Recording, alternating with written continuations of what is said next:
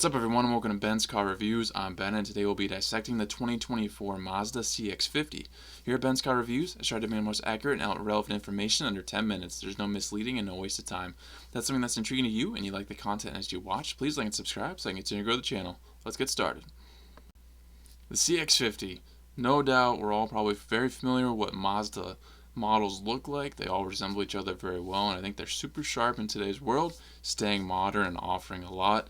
The CX-50 is a real nice sweet spot in their lineup, definitely attractive to a lot of different, areas of what people want. They want SUV capability, they want some, ability to have accessories on there. There's a lot of good things that can come with a CX-50, and if you're loving the design, stay tuned, because today we're going to go through all the trims, key details that matter most to you, to determine which will be the best bang for your buck.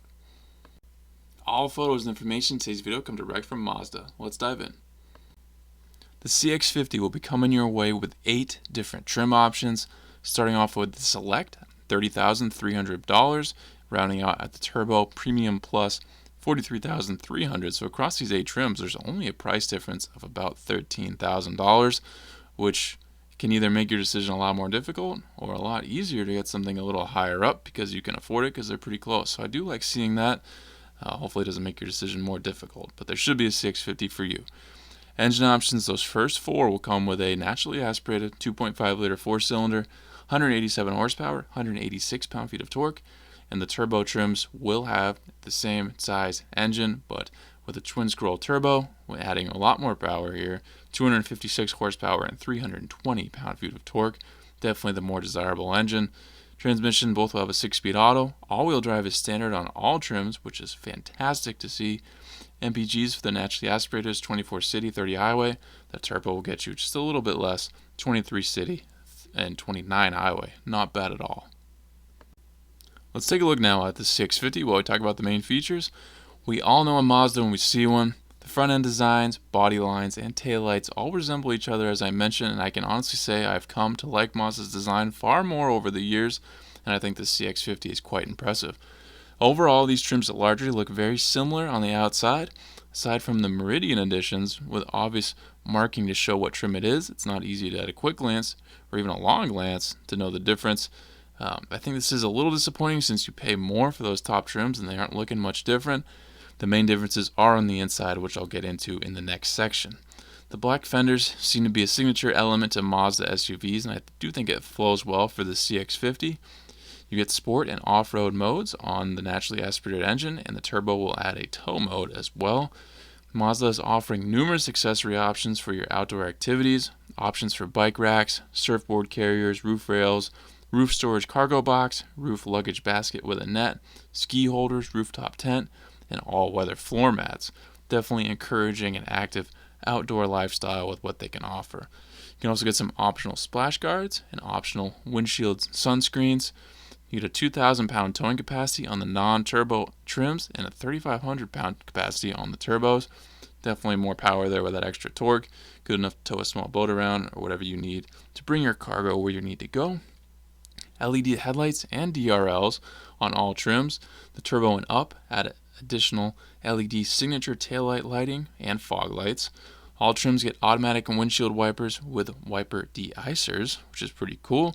Side mirrors are black with LED turn signals as well. The Meridian trim gets you a pretty cool Meridian hood decal with side rocker garnish. Definitely, in my opinion, the coolest looking of the trims. You'll get attractive dual exhaust tips on all trims, but the turbo trims get you a bigger outlet. All-wheel drive badges on all trims as well, plus turbo badges on those turbo trims. That's another way to tell maybe what trim it is. A little extra badging. 17-inch wheels on Select, Preferred, and Premium. 18-inch wheels on Meridian, and 20-inch wheels on the rest. Spare tire on all trims, which is very nice, and yes, I need to acknowledge that since that's not always guaranteed anymore.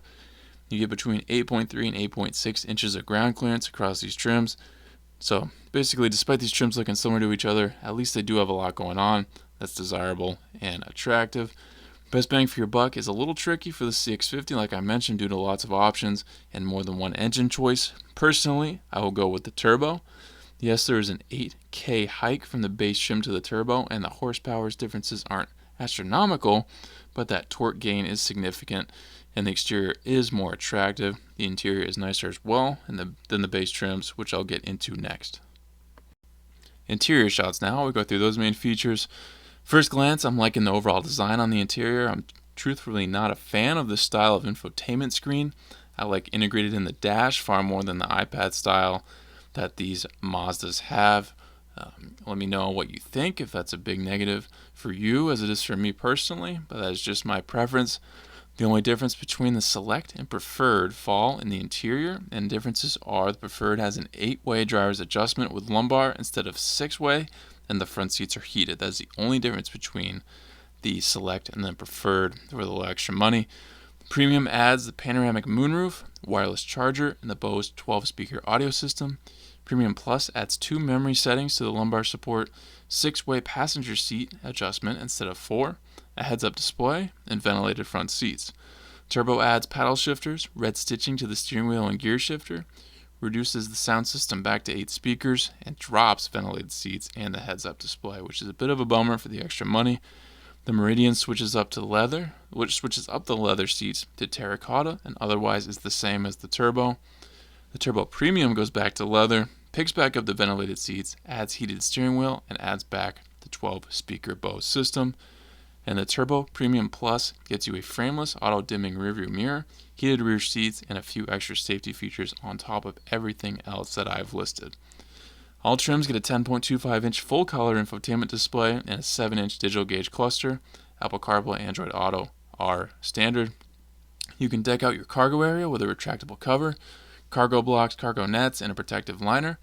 You get 31.4 cubic feet of storage with the rear seats up and 56.3 with the seats down. You get a rear power liftgate on all trims but the Select, and you get optional wireless charging. Mazda sets you up well with numerous standard safety, driver's assistant, and technology features. Overall, besides the infotainment setup, I like this interior. The differences in price points of these trim levels match up well with the upgrades you'll get. I'm a bit confused on some of the aspects, such as what you lose going with the Turbo and the Meridian, but other than that, it all seems to make sense. In review, guys, if you're checking out the CX-50, you're in the market for something like this, there's definitely some big players that go against it. The first ones that come to mind, certainly the Honda CR-V, the Toyota RAV4, absolutely the Subaru Forester, and now definitely as well the Ford Bronco Sport. So a lot of these obviously extremely popular. You see these vehicles everywhere. I did see this first CX-50 on the road very recently, and I thought it looked phenomenal. Really, really good looking car. I know it looks great in pictures. It looks really good in person as well. And I think it really goes up well against what I think is the best looking one, the CR-V. I think this honestly might take that top spot after seeing it in person. If I see this a few more times, I think the CR-V was done very well with this redesign, but the CX-50 is looking really good. I definitely want to see it more to form more of an opinion. But as always, all the options you're looking at, compare them, really get down to it. Price points really kind of compare well for what you want across the board. So it's kind of really come down to features you get on the inside and which one you think looks best on the outside, which isn't the worst problem to have. They're all pretty similar to each other. But hopefully this video laid things out in a clear way for you guys. Thank you for watching this Ben's car review. Please subscribe if not already. If you have an idea for a future review, drop in the comments and I'll see what I can do. If you'd like to become a member of the channel, I have that option now. Check that out and join if you'd like. And I'll catch you on the next Ben's car review.